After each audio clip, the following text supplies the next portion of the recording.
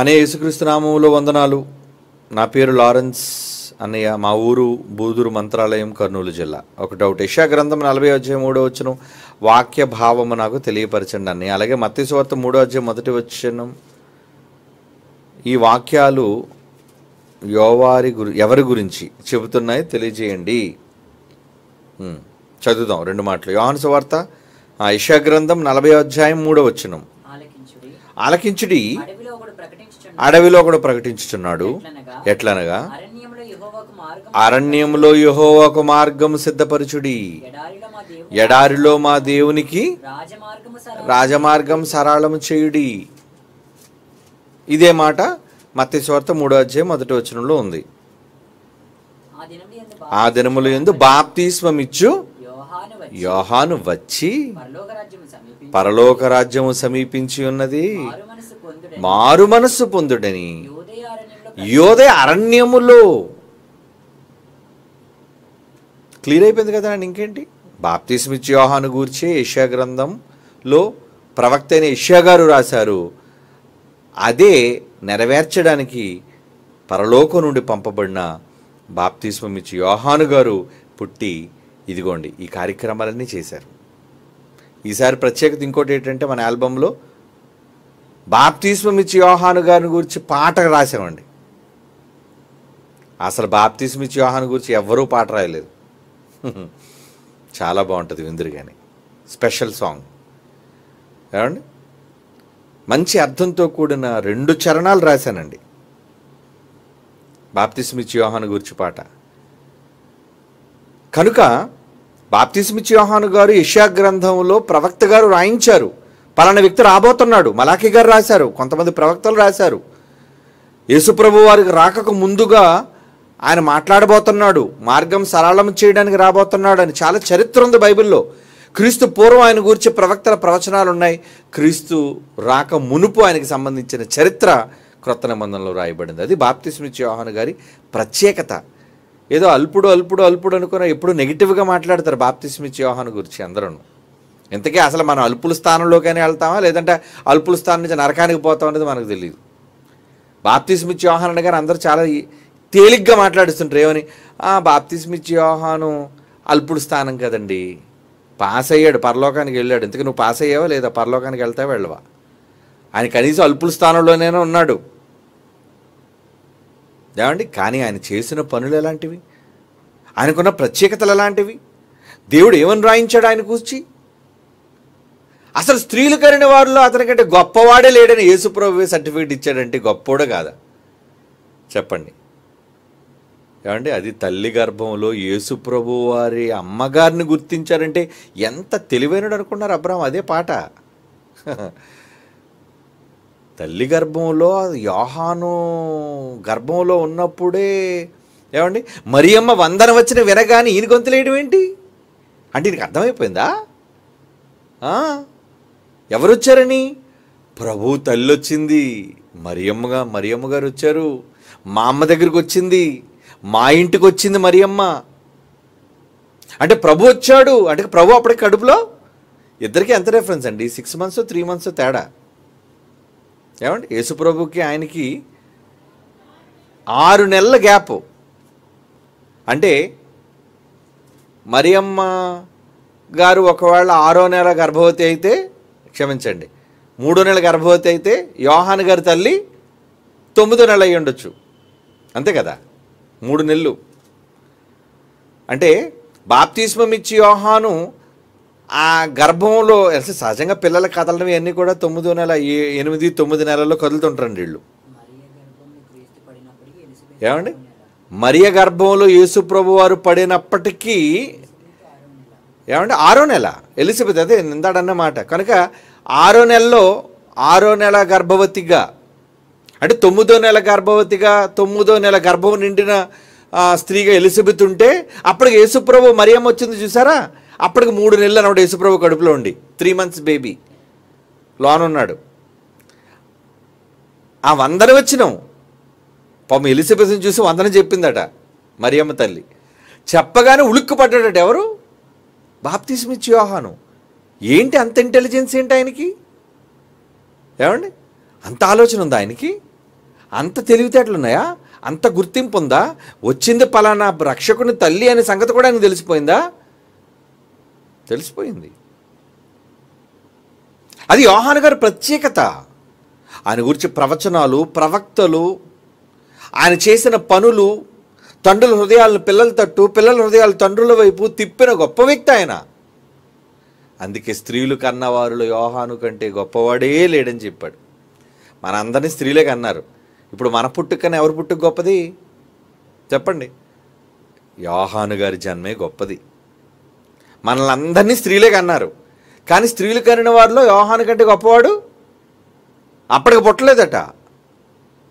అంటే ఎంత ప్రత్యేకత ఆయనకి. కనుక యోహాను గారు ఎంత ఉన్నతమైన వ్యక్తి. నిజంగా యేసుప్రభు వారికి ఉన్న త్యాగం. ఆయన గురించి ఎప్పుడు నెగిటివ్ మాట్లాడతారు కానీ ఎప్పుడు పాజిటివ్గా ఎవరు ఆలోచించరండి. ఏం అవసరం అండి సమాజంలో ఉండకుండా? ఏమండి చర్మము ధరించుకోవడం ఎందుకు? మిడతలు తినడం ఎందుకు? అడవి తేనె తాగడం ఎందుకు? ప్రజలతో ఉండకుండా అడవిలో ఉండడం ఏంటి? ఏమంటే అడవిలో ఏమైనా సుఖం ఉంటుందా? ఎక్కడ ఏ పాము వస్తుందో తెలీదు, ఏ పురుగు కుట్టేస్తుందో తెలీదు, చలి, మంచు, ఏమండి సరైన పడకుండదు, సరైన ఆహారం దొరకదు. మిడతలు తినేవాడట. ఏమండి ఇంటి దగ్గర ఎలిజబెత్ గారు వంట చేయలేదేంటి? మరి ఎందుకు లేడు ఆయన? ఉండడం ఇష్టం లేదు.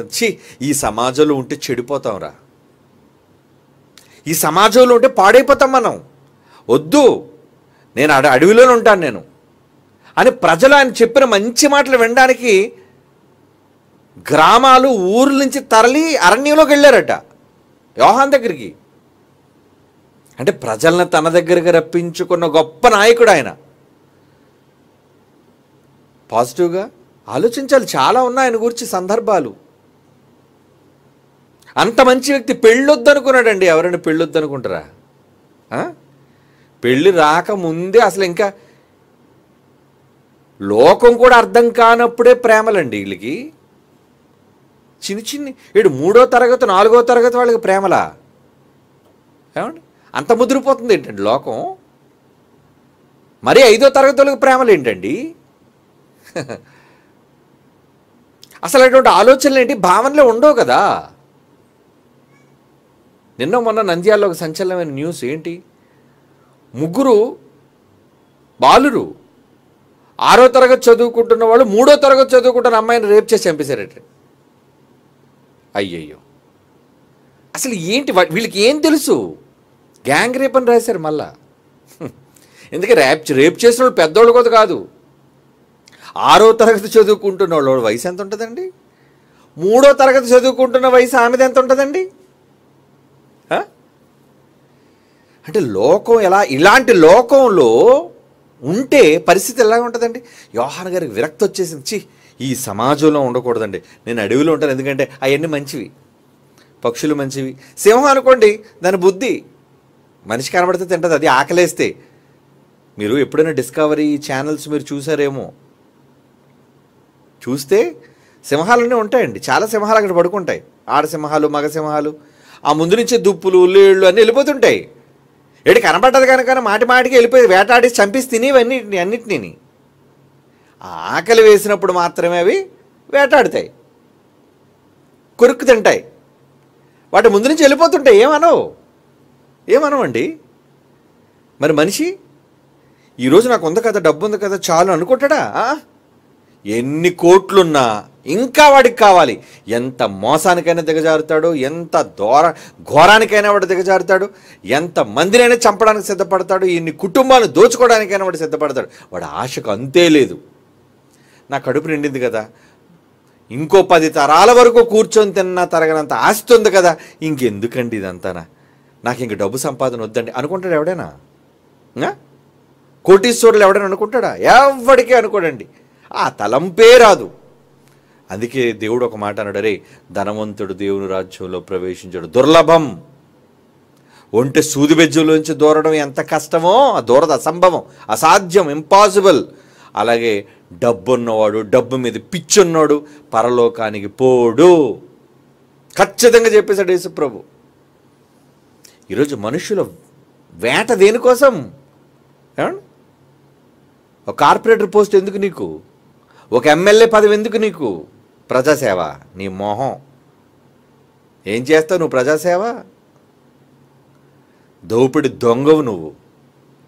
దోచుకోవడమే, ప్రజల మీద పడి దోచుకోవడమే, ప్రజల సొత్తును అపహరించడమే.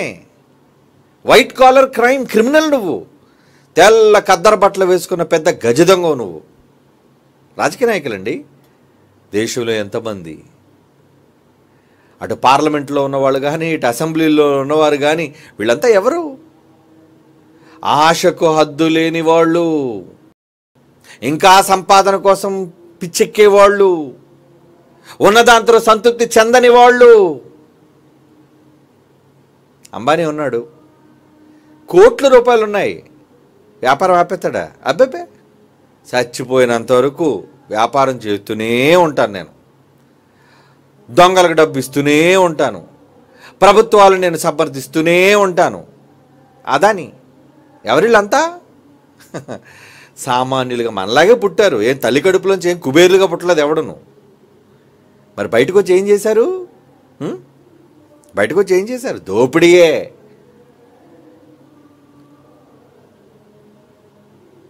ఎంతమంది రాజకీయ నాయకులు రానివ్వండి. మన తూర్పు పశ్చిమ గోదావరి వెళ్ళాను కదండి. ఆ తూర్పు గోదావరిలో ఆ మల్కిపురం, సకినెట్టిపల్లి, ఏమండి అంతర్వేది ప్రాంతాలన్నీ వెళ్తే అండి, వాళ్ళ నేల కింద అపారమైన గ్యాస్ నిలువలండి, అపారమైన చమురు నిలువలండి, క్రూడ్ ఆయిల్ విపరీతంగా ఉందండి.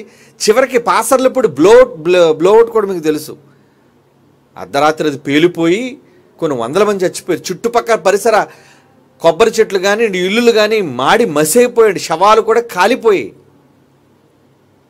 అంత దారుణమైన బ్లోఅవుట్ బయటకు వచ్చిందంటే ఏంటి? ఎంత ప్రెషర్తో లోనుంది గ్యాస్. 20 సంవత్సరాల క్రితం విన్నానండి, అప్పుడున్న రాజకీయ నాయకులు, ప్రభుత్వం, మేము కానీ అధికారంలోకి వస్తే ఈ తూర్పుగోదావరిలో ఉన్న వాళ్ళందరికీ పైప్ లైన్లు, ఇంటింటికి పైప్ లైన్లు వేసి గ్యాస్ ఇచ్చేస్తాం ఫ్రీగా. సిలిండర్ ఒకటి మన మొఖాన్ని ఇవ్వట్లేదు కానీ వీళ్ళు, ఏమండి సిలిండర్ మళ్ళీ మనం కొనుక్కోవాలి డబ్బులు ఇచ్చి. సబ్సిడీ లేదు, ఏమీ లేదు. మళ్ళీ దానికి 100 రూల్స్ పెడతారు సబ్సిడీ. ఇలా ఉండాలి, ఆ రేషన్ కార్డు ఉండాలి, అడిగి డబ్బులు ఎంతకన్నా బ్యాంకులో ఉండడానికి వీలు లేదు. పోనీ ఎవడుకుంటే ఏంట్రా? నీ దగ్గర డబ్బు ఉంది కదా, నీ దగ్గర గ్యాస్ ఉంది కదా, దేశానికి పంచు. అదాని గడికి ఎందుకు అమ్మేస్తున్నావు? అంబానీ గడికి ఎందుకు అమ్మేస్తున్నావు? మీరు నమ్మరండి, మల్కిపురం నుంచి యువతల రేవు దగ్గర నుంచి, సముద్రపు ఒడ్డు నుంచి అవతల బొంబాయి రేవుకి డైరెక్ట్ అండర్ గ్రౌండ్ పైప్ లైన్లు వేస్తాడండి. పైప్ లైన్లు, అందులోంచి క్రూడ్ వెళ్ళిపోతుంది. ఒకప్పుడు లారీల మీద వచ్చి ట్యాంకర్లు తీసుకెళ్ళేవండి. ఈ ట్యాంకర్లు తిరగడం రోడ్డు మీద చాలా ఇబ్బంది, ఇంకెందుకు ఇదంతా? ఒకేసారి పెట్టుబడి ప్రభుత్వంలో వాళ్ళవి, వచ్చిన నాయకులకి అమ్యామ్య. ఏంటది? లంచం, కోట్లు. రే నీకు 100 కోట్లు ఇస్తాను, నువ్వు పర్మిషన్ ఇచ్చేయి. 100 కోట్ల, 100 రూపాయలు కూడా గతి లేనాడు ఒకప్పుడు, వీడు టెకానా లేనాడు వీడు. 100 కోట్లు అనేసరికి అమ్మ బాబోయ్ ఇంత డబ్బే, అయ్యా ఎక్కడ సంతకం పెట్టమంటే చెప్పండి, పెట్టేస్తాను నేను. అలాంటి లొంగిపోయిన దౌర్భాగ్యులైన రాజకీయ నాయకులు ఉండబట్టే ఇప్పటికీ అండి అక్కడికి వెళితే రోడ్లు సరిగ్గా లేవు. చిన్నప్పుడు మా నాన్నగారు ఆ సకినెట్టిపల్లి, మల్కిపురం ఆ పరిసర ప్రాంతాల్లో సేవకి వెళ్ళండి 25 ఏళ్ళ క్రితం. 25 కూడా కాదండి, 30 years బ్యాక్. 1987, 88, 89 ఆ టైముల్లో వెళ్ళినప్పుడు, మొన్న రీసెంట్గా మల్కిపురం మీటింగ్స్కి వెళ్ళేటప్పుడు చాలామంది ప్రియులు, ఆత్మీయులు ఆ రోజు మమ్మల్ని పిలిచి వాళ్ళ ఇంట్లో చేర్చుకొని మాకు అన్నం పెట్టిన ఎందరో ఉన్నారు. అన్నలు ఉన్నారు, తమ్ముళ్ళు ఉన్నారు, చెల్లెళ్ళు ఉన్నారు, అలాగే ఎంతోమంది తల్లుళ్ళు అంటోళ్ళు ఉన్నారు. వాళ్ళందరినీ పలకరించడానికి వెళ్ళానండి నేను, వాళ్ళు భోజనానికి పిలిస్తే. ఏం మారిపోతాయి అనుకుంటే అండి మీరు నమ్మరు, అప్పుడు తాటాకులతో ఉండేవండి, ఇప్పుడు పెంకులు వేసుకున్నారండి. రోడ్డు ఏమైనా విశాలం చేశారనుకుంటే చిన్ని రోడ్డు అండి. ఒక ఆటో వెళ్ళిందంటే మళ్ళీ ఎదురు ఆటో రావడానికి వీల్లేదు. ఎదురు ఆటో వచ్చిందని ఆటో ఎంత ఉంటుందండి? లారీ బస్సు కూడా కాదు, వాళ్ళ రోడ్లు చెప్తున్నాను మీకు. పక్కగా ఆటో తప్పుకోవాలి. మరి ఏం చేశారు? కిందనున్న ఇంత అపారమైన గ్యాస్ సంపద, క్రిందనున్న చమురు సంపద అమ్మేసుకుంటున్నారు. ఎవరికి? ఇదిగో వైట్ కాలర్ క్రిమినల్స్, ధనవంతులు, డబ్బులు కావాలని కొనుక్కునేవాళ్ళు. మొత్తం దోపిడీ. గ్యాస్ పట్టుకు ఎత్తుకెళ్ళిపోతున్నారు, చమురు ఎత్తుకెళ్ళిపోతున్నారు. ఏమంటే ఆ సంపద మనకి ఇస్తే చాలండి. మన దేశంలో దొరికే గ్యాస్ మనం వాడుకుంటే గ్యాస్ 100 రూపాయలు కొనుక్కోవచ్చు మనం. పోనీ ఏదో ఫ్రీగా వద్దులండి, ఒక 100 రూపాయలు సిలిండర్ అంటే హ్యాపీగా అందరికీ గ్యాస్ ఉంటుందండి. కానీ గ్యాస్ అమ్మేసుకుంటున్నారు. లేదు, మనకు లేదు. మన దగ్గర దొరకడం గ్యాస్ ఏంటి, మన కింద ఉండడం ఏంటి, ఈ గ్యాస్ ఎక్కడికో విదేశాలకు అమ్ముకోవడం ఏంటి? మరి వస్తున్న డబ్బు అంతా ఏది? ఎప్పుడు చూడండి దేశ నాయకులను అడగండి, ఏమంటారు? అప్పులండి, అప్పులు. దేశం అంటే అప్పుల్లో ఉందట. మరి ఈడు కుబేరుడు అయిపోయి ఉన్నాడు, 1000 కోట్లు. మరి దేశం అప్పుల్లో ఉంది, నీ దగ్గర ఎక్కడి నుంచి వచ్చింది? ఎంత నల్ల డబ్బు నీ దగ్గర ఎక్కడి నుంచి వచ్చింది? ఇన్ని కోట్లు. వాళ్ళు ఎలక్షన్స్ ముందు నిలబడి అఫిడవిట్ ఇస్తారండి, నా దగ్గర ఇంత ఆస్తులు ఉన్నాయని. రాజకీయ నాయకులు అందరూ ఇవ్వాలి ఖచ్చితంగా, నిలబడే ప్రతి వాడు. ఒక్కొక్కడు చెప్తున్నాడండి, నా దగ్గర ఇన్ని కోట్లు, ఇన్ని కోట్ల కారులు ఉన్నాయి, ఇన్ని కోట్ల భూములు ఉన్నాయి, ఇన్ని కోట్ల బళ్ళు ఉన్నాయి, ఇన్ని కోట్ల భవనాలు ఉన్నాయి. ఆహా, ఏంటి ఇదంతా డబ్బు మీదే? మరి దేశం ఏంటో అప్పుల్లో ఉంది. ఇంతకు అప్పు అంటే ఎవరిది అనుకున్నారు? మీది నాదే అప్పు. ఆడికేం అప్పు లేదు. ఏమండి, రాజకీయ నాయకులకు అప్పు ఉండదండి. ఎందుకంటే కోట్ల రూపాయలకు అధిపతులు కదా వాళ్ళు.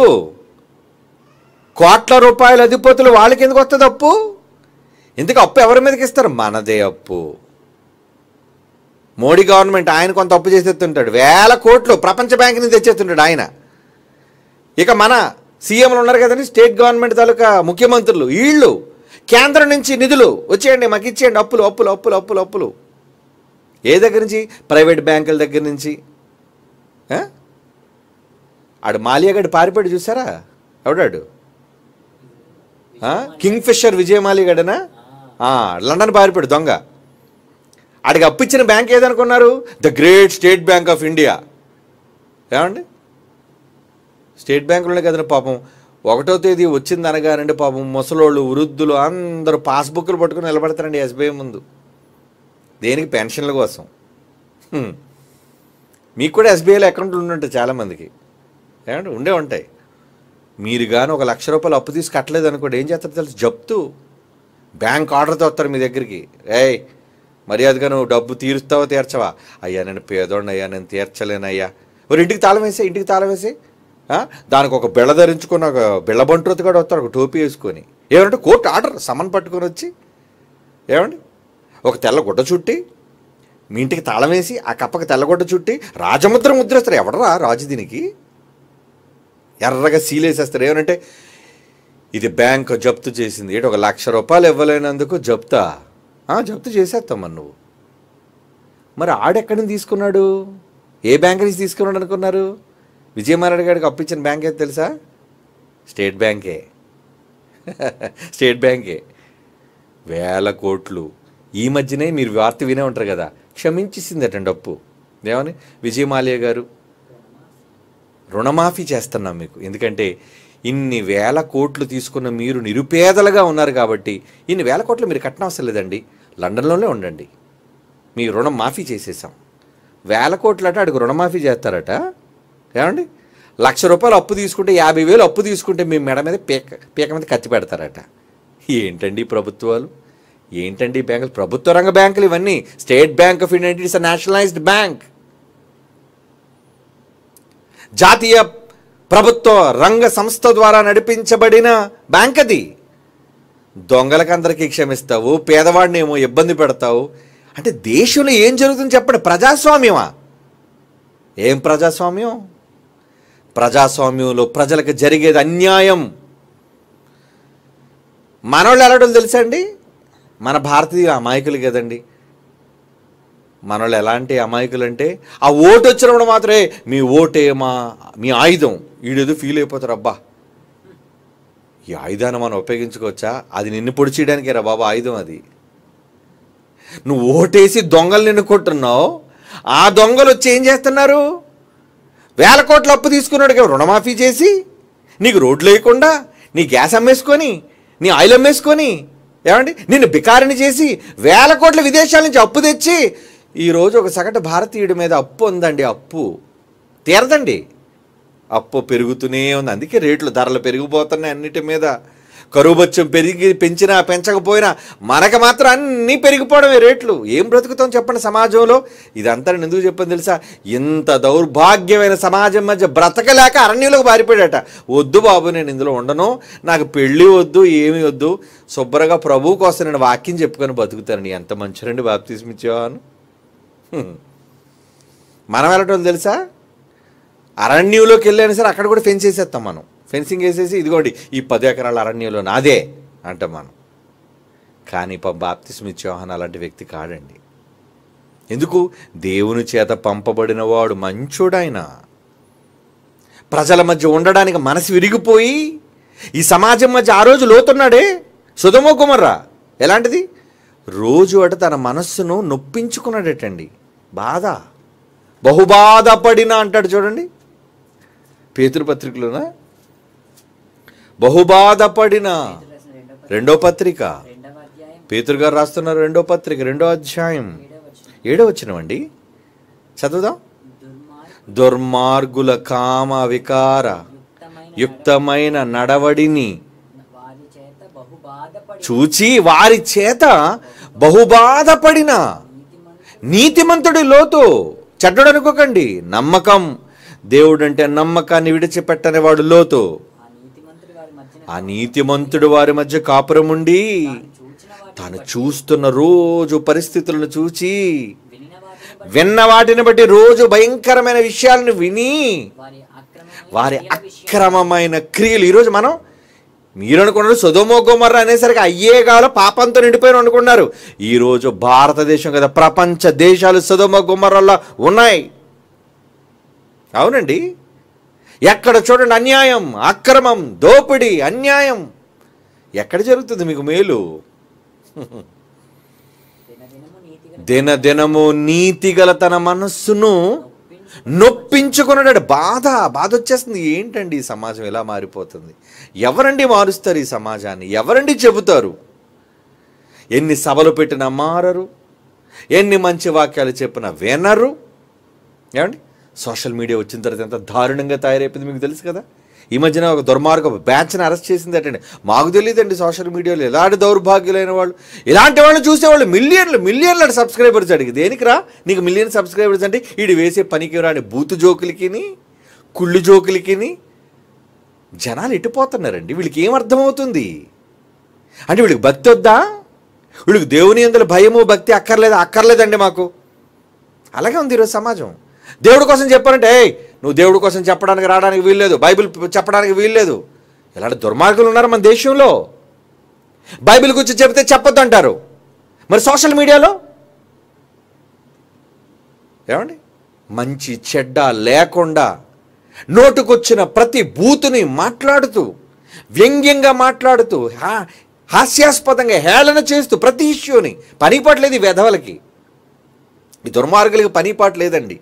అమ్మాబాబులు అడ్డంగా సంపాదించిన కోట్ల రూపాయల ఆస్తులు ఉంటాయి కదా, ఏం చేయాలో తెలియక ఈ సోషల్ మీడియా ఒకటి వచ్చింది కాబట్టి వీడు దిక్కుమాలకు ఒక మొబైల్ కొనుక్కొని దాని ముందుకొచ్చి వీడు చేసే పనికి రాని వెకిలి వేషాలన్నింటినీ చూసి సబ్స్క్రైబ్ చేసేవాడు అనాలి ముందు. రే సబ్స్క్రైబ్ చేయడానికి ఎన్ని మిలియన్స్ రా వీడి సబ్స్క్రైబర్స్కి ఉన్నారు వాడికి. ఏమండి, వాళ్ళందరినీ లోపల వేసేయాలి ముందు, కానీ జైలు లేవు కదా లోపల వేయడానికి. ఇలాంటి దుర్మార్గుడికి మీరెందుకు సబ్స్క్రైబ్ అయ్యారు? దేనికి సబ్స్క్రైబ్ అయ్యారు? ఏమిటి, సబ్స్క్రిప్షన్ చేస్తే వాడితో మీరు సహచర్యం తీసుకున్నట్ట కాదా? చెప్పండి. వాడిని మీరు అంగీకరించినట్ట కాదా? అంగీకరించినట్టే కదా. ఎవడైనా ఒక వెబ్సైట్ స్టార్ట్ చేసి ఇందులో బాంబులు చుట్టడం నేను నేర్పిస్తాను మీకు, ఇందులో తుపాకీలు పేల్చడం నేర్పిస్తాను, మనుషులు పీకలు కోయటం నేర్పిస్తాను అన్నప్పుడు ఎవడైనా పెట్టాడు అనుకోండి వెబ్సైట్, మీకు అర్థమవడం చెప్తున్నాను ఉదాహరణకి. దానికి మీరు లైక్ కొట్టి సబ్స్క్రైబ్ చేశారనుకోండి, అప్పుడు మిమ్మల్ని ఏమనాలి? సభ్యత్వం తీసుకున్న సభ్యులందరూ కూడా వాడితో పాటు క్రిమినల్స్, పాలు పంపులు పొంది ఏకీభవించిన వాళ్ళు. మొబైల్స్ వచ్చిన తర్వాత దరిద్రం అయిపోయిందండి ప్రపంచం అంతా కూడా. సోషల్ మీడియా వచ్చిన తర్వాత తగలడిపోయిందండి సమాజం అంతా కూడా.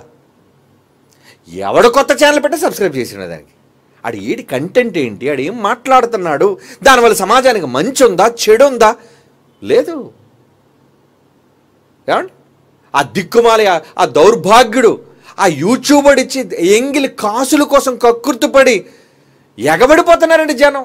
ఆడది లేదు, మగాడు లేడు, ముసలోడు లేడు, ముసలిది లేదు. ఏమండి, ప్రతి వాళ్ళు రావడం, తైతక్కలాడటం, గెంతటం. దేనికి? సబ్స్క్రైబ్ చేసుకోండి నా ఛానల్. బాత్రూమ్లు కూడా ఒకటి సబ్స్క్రైబ్ చేసుకోమంటది ఒకరిది, గిన్నెలతో సబ్స్క్రైబ్ చేసుకోమంటది మరొకరిది, ఇల్లు ఉచ్చి సబ్స్క్రైబ్ చేసుకోమంటది మరొకరిది. ఏమండి, ప్రతి పనికి మారడే. ప్రజలకు మంచి చేసి ఏదైనా సబ్స్క్రైబ్ చేసుకోమంటే సబ్స్క్రైబ్ చేసుకోవడం అర్థవంతంగా ఉంటుందండి. ఎందుకు సబ్స్క్రైబ్ చేసుకోమన్నారు? నీకు మంచి చెప్పాలని కాదు, డబ్బులు, అంత డబ్బు. అవునా కాదు మీరు చెప్పండి? ఎందుకు సబ్స్క్రైబర్స్ కోరుకుంటున్నారు వీళ్ళు? ఆ యూట్యూబ్ వాడు పారేస్తారు కదా, ఎంగిలి మనకి ఎంగిలి. ఆడిచ్చే డబ్బుల కోసం మీరుకొకరితో పడ్డం ఏంటండి? ఎంత ఎంత చిరాకది. నీకు నువ్వు కష్టపడలేవా? నువ్వు ఒళ్ళొంచి కష్టపడలేవా? నువ్వు దేని సబ్స్క్రైబ్ చేసుకోవాలి? పెట్టిన ప్రతి పనికి మన ఛానల్ ఎందుకు నువ్వు ఆదరించాలి? ఆడేం పెట్టేశాడు, అది ఏం చూడాలో. తెల్లవారు లేచి లేవగానే మొబైల్ లేకుండా, ఏమండి, బాత్రూమ్ కూడా వెళ్ళరండి కొంతమంది. తెల్లవారు లేచి లేవగానే ముందు చక్కగా వాష్రూమ్కి వెళ్ళి, టాయిలెట్కి వెళ్ళి, కడుపు అన్నీ శుభ్రం చేసుకుని, మొక్క శుభ్రం చేసుకుని, ఆ తర్వాత వీలుంటే మొబైల్ చూద్దాం అనుకోనండి. పాసి మొఖంతో లేచి లేవగానే ఆవలంతా తీసుకొని ఏనుగులాగా, ఎక్కడుంది నా ఫోన్, ఎక్కడుంది? సిగ్గు ఉండాలండి అలాంటి వాళ్ళందరికీ. ఏం చూస్తాం అందులో? ఏదో పెద్ద టిక్టాక్ బ్యాన్ చేశారని చెప్తే దానికి మించింది వచ్చింది యూట్యూబ్లోని. ఏమండి, గెంతడాలు ఇంకొకటి కాదండి, ప్రపంచంలోని సకల విద్యలు చట్టం అనుమతించకుండా వదిలేశారు, కానీ చట్టం అనుమతిస్తే ఇంక అన్నీ వచ్చేస్తాయి అందులోని. ఇలాంటి వాటన్నిటిని సబ్స్క్రైబ్ చేసుకునే జనాన్ని ఏమనాలి అంటే, దీన్ని ప్రోత్సహించేవాడు ఆడి తప్పే. ఆడు చెప్పింది తప్పు అయినప్పుడు నువ్వు సబ్స్క్రిప్షన్ చేయటం వల్లే కదా ఆడి కొమ్ములు వచ్చాయి. ఆడికి ఆడేం చెప్పుకున్నాడు? పెద్ద యూట్యూబర్ అంటాడు. ఈడు యూట్యూబర్ దేనికిరా? నువ్వు బర్రగాడివి. ఈడు యూట్యూబర్ అట. ఈ పనికి మళ్ళీ మీరు అనకూడదు కానండి. నిజంగా ప్రభుత్వాలు కూడా బుద్ధి లేదండి. ఎవరికైనా ఎక్కువ మిలియన్ సబ్స్క్రైబర్స్ ఉంటే వాళ్ళకి ప్రభుత్వం ఈ మధ్యని, కేంద్ర ప్రభుత్వం ఈ మధ్యన ఏమిచ్చింది తెలుసా? అవార్డులు ఇచ్చిందండి. దేనికి అవార్డులు నువ్వు ఇవ్వాలి? దేనికి ఇవ్వాలి అవార్డులు? నువ్వు సమాజానికి వాడు నేర్పించే ఏ మంచిని చూసి నువ్వు వాడికి ఇస్తున్నావు అంటే, సబ్స్క్రైబర్స్ ఎక్కువ మంది ఉన్నారండి, వీడికి మిలియన్లు, ఒక 10 మిలియన్లు ఉన్నారండి, అండ్ వీడు ఫాలో అవుతున్నారండి, వీళ్ళందరినీ ప్రభావితం చేస్తుంటాడు వీడు. ఆడేవాడు కదా పనుమంతో ఎవడో దరిద్రుడు ఆడి పేరు. ఆడికోసం కదా ఈ మధ్యన యూట్యూబ్ అంతా కూడా. చివరికి ఆయన అరెస్ట్ చేశారు, లోపలేశారు. ఎందుకు జరుగుతుంది ఇదంతా? సమాజంలో మనుష్యుడు దాన్ని ప్రోత్సహించడం వల్లే. ప్రోత్సహించి మీరు లేకపోతే ఆడెక్కడ ఉంటాడు? ఏమండి, మీరు సబ్స్క్రిప్షన్ చేయలేదనుకోండి, వీడియోలు వెళ్ళవండి. అందుకే ప్రతి ఒక్కరు ఏమడతారు తెలుసా? మా వీడియోలు అందరి దగ్గరికి వెళ్ళిపోవాలంటే బతిమాలుకుంటుంటారండి. చూసా ఈ రాజకీయ నాయకులు కొంగులెత్తి ఎలాగైతే అడుక్కున్నారో భిక్షాందేహి అన్నట్టుగా, ఏది ఓట్ల కోసం. అలాగా ఎవడు యూట్యూబ్లోకి వచ్చినా మా ఛానల్ని ప్లీజ్ సబ్స్క్రైబ్ చేయండి, బెల్ బటన్ నొక్కండి, ఏమండి లైక్ నొక్కండి, మా పీక మీద కాలేజ్ తొక్కండి. వేదవాళ్ళు ఏమనాలండి వీళ్ళని? అది ప్రారంభించకుండా ఎవడు యూట్యూబ్లో మాట్లాడే ఎందుకు? జనాలకి వెళ్ళిపోవాలి వీడియో, అందరూ చూసేయాలి, మాకు డబ్బులు వచ్చేయాలి. బాగా డబ్బుల కోసం ఆలోచిస్తున్నాం కానీ ఏమండి ఇలాంటి దౌర్భాగ్యాలందరినీ పోనీ బ్యాన్ చేసే నియమ నియమాలు ఏమైనా తీసుకుందంటే, కొంతమంది నిపుణులు అంటున్నారండి సోషల్ మీడియాలో మనం కొన్ని బ్యాన్ చేయలేమండి. బ్యాన్ చేయలేవా? ఆ నార్త్ కొరియాడు తెలుసా? ఏమంటే ఊరు పైన కప్పలా ఉంటాడు, ఎవడాడు కిమ్గాడు, ఎవడో గాలి కొట్టిన బంతిలా ఉంటాడు, పైనుంచి కింద వరకు చిన్న బంతి పిల్లలాగా. ఆడి దేశంలో అండి, బాగా వినండి, ఆడి దేశంలో వాడు అనుమతించే వేళ్ల మీద లెక్క పెట్టుకునే ఛానల్ తప్ప ఏ ఛానల్ ఉండదండి ఆడి దేశంలో. నార్త్ కొరియా అంటే కంట్రోల్ చేశాడు. మిగతా విషయాల్లో ఎలాంటి మనకు వద్దు. ఆడి నియంతో ఏమండి ఇంకెవడో మనకెందుకు, సరే నియంతే. కానీ ఏం చేశాడు ఆడి దేశంలో? ఇంటర్నెట్ అనేది బూతులు కనపడడానికి వీల్లేదు, టోటల్ కంట్రోల్ చేశాడా? మరి భారతదేశం ఎందుకని కంట్రోల్ చేయలేదు చెప్పండి? అక్కడ కంట్రోల్ చేయగలుగుతున్నప్పుడు నువ్వెందుకు కంట్రోల్ చేయలేకపోతున్నావు? కంట్రోల్ చేసే కెపాసిటీ నీ దగ్గర ఉన్నా నీకు కూడా డబ్బు కావాలి, నీకు కూడా చెడు కావాలి. నువ్వు కూడా సమాజాన్ని చెడుపుతున్నావు అంటే దీనికి కారణం ప్రభుత్వాలు, నాయకులు ప్రభుత్వాలు. బ్యాన్ చేయండి, నియంత్రించండి, వెబ్సైట్లు నియంత్రించండి. నువ్వు అనుకునే ఛానల్ తప్పించి ఇంకో ఛానల్ రాకుండా చూడండి. ఆ ఛానల్లో ఏం రావండి, మంచి మాత్రం వస్తుంది. పోను వాళ్ళ నియంతలా కాకపోయినా ప్రజాస్వామ్యం కదా, మంచిని నేర్పించే ఛానల్స్లో చూపించు జనాలకి. నా చిన్నప్పుడు దూరదర్శన్ వేయగానే పొలము పంటలు వచ్చివండి, ఏమండి పాటలు చాలా సభ్యత కలిగినవి, సంస్కారవంతమైనవి. ఒకప్పుడు శాంతి స్వరూపం ఉండేవాడు ఆయనే, మన తెలుగు వార్తలు చదివేవాడు ఆయన దూరదర్శన్లో. అందరికీ అన్ని వర్గాల ప్రజలకు సంబంధించినవి కార్యక్రమాలు వచ్చేవండి అందులోని. ఏ చెడు ఏం ఉండేది కాదండి. ఇప్పుడు ఎన్ని ఛానళ్ళు అండి బాబు. డిష్ టీవీలో ఓపెన్ చేయగానే పెద్ద నిచ్చెనలా కనబడుతుంది అంతే, పైనుంచి కింద వరకు. ఎన్ని ఛానల్, ఇంతకీ ఈ ఛానల్ అన్నీ చూస్తారా జనం? ఫోన్తోనే వాళ్ళకి తిరిగి లేదు, మళ్ళీ డిష్ టీవీ పెట్టుకుని ఎప్పుడు చూస్తారా వాళ్ళు? ఇన్ని ఛానళ్ళు చూసేస్తున్నారు మరి జనం, చూస్తున్నారండి. ఎందుకు అనుమతిస్తున్నావు ఇన్ని ఛానల్? 3వ తరగతి అమ్మాయిని 6వ తరగతితో పాడు చేశారంటే, రేప్ చేసి చంపేశారంటే వీళ్ళు సినిమాలో ఏం చూపిస్తారు? ముందు సినిమా స్టార్టింగ్లో చిన్నప్పుడు బడిలోను ప్రారంభమైన ప్రేమ, ఏమండి వీడు బడిలోకి వీళ్ళు హాఫ్ నెక్కర్ వేసుకొని బలపం పట్టుకెళ్తారు, అప్పుడు నీకు ప్రేమ ఏంటరా? మరి సినిమాలో హీరో కోసం చూపిస్తాడు అంటే చిన్నప్పటి నుంచి వీళ్ళిద్దరి మధ్య లవ్ ఉందని. ఆ తీసిన డైరెక్టర్ని ఏమనాలి?